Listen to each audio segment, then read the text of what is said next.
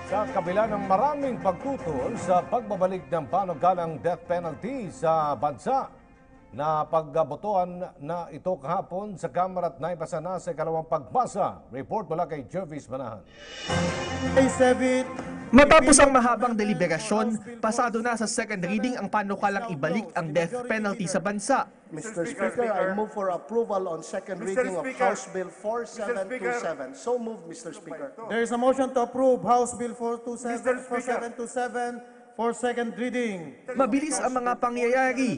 Ilang segundo lang kasi matapos isara ang pag-aamyenda, agad nagbotohan ang mga mambabatas kahit na marami pa ang tutol dito. Those who are in favor, please say aye. Aye. Those who are against, please say nay.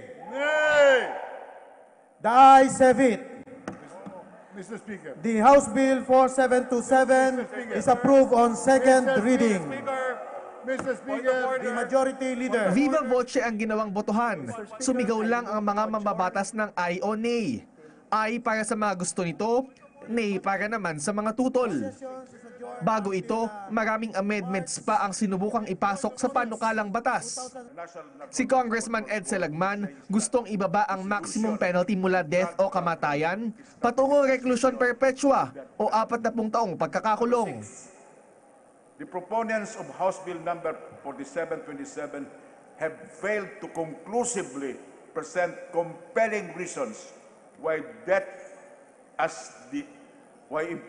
should be imposed as the maximum penalty on the quote importation of dangerous drugs and or controlled precursors and essential chemicals.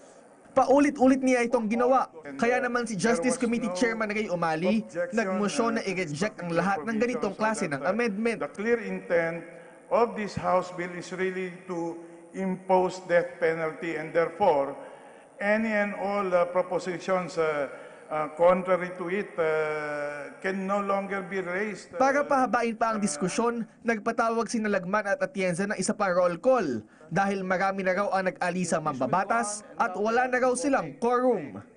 Pumayag naman si Majority Leader Fariñas pero nagbanta na pagkatapos ng ikalawang roll call, tatapusin na ang pag-amyenda sa panukalang batas. To terminate the period of amendments. Mr. Speaker, so I move that we call the roll now and I invite all members to come. Matapos maipasa, hindi na pinakinggan pa ang hiling ng ibang mga mambabatas na magsalita at agad nang nag-adjourn ang sesyon. Kaya naman ang mga kongresista na tutol sa death penalty, dismayado. Kalimutan nila Ash Wednesday ngayon. Siguro yun ang yung full meaning nito na talagang anti-life sila, and I can only estimate it at that. We will try all of the parliamentary means to abort a third reading which is precipitate and premature. Giit naman ni Umali, hindi nila minadali ang pagpapasa nito. In fact, kita mo naman yung objection or yung proposed amendment, pare-pareho. Nakikita mo, dinidelay. Pwede naman yung sa isa na lang. Yung nailusot na sa second reading, isang malaking hakbang papalapit sa pagpapasa ng death penalty bill ang nagawa ng mga mambabatas. Inaasahang maipapasa naman ito sa third reading bago mag-recess ang Kongreso sa March 18. Nominal voting o isa-isa nang magre-rehistro ng boto ang mga kongresista sa third reading.